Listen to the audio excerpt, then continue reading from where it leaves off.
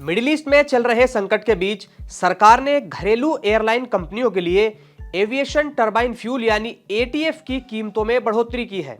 बता दें कि एटीएफ या जेट फ्यूल के दाम 8.5% से ज्यादा बढ़ाए गए हैं।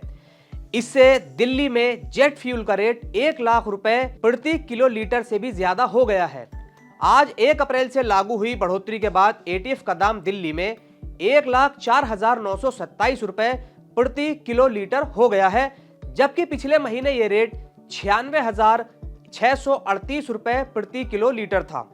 दिल्ली के अलावा कोलकाता में एटीएफ की कीमत अब 1,09,450 रुपए होगी, जो मार्च में 99,587 रुपए थी। वहीं चेन्नई में ये रेट 1,09,873 रुपए होगा, जो पिछले महीने 1,02,80 रुपए था।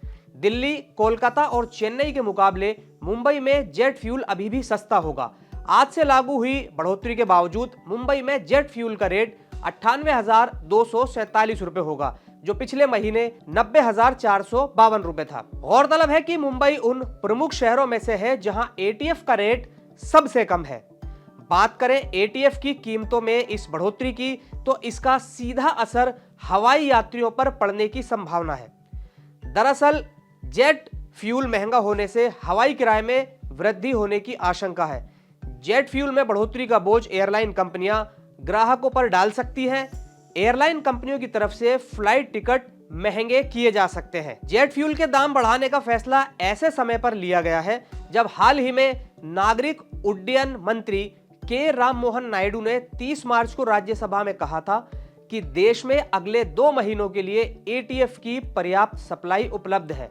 मध्य पूर्व में चल रहे संघर्ष के बीच भारत में तेल संकट से जुड़े एक सवाल का जवाब देते हुए नायडू ने कहा था कि अभी हमारे देश में एटीएफ की पर्याप्त सप्लाई है।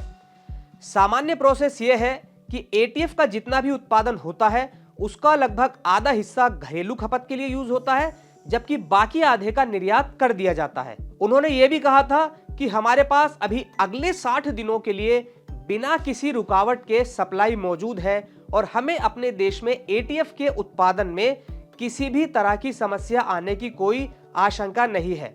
मगर उनके इस बयान के 2 दिन बाद ही अब एटीएफ महंगा होने जा रहा है।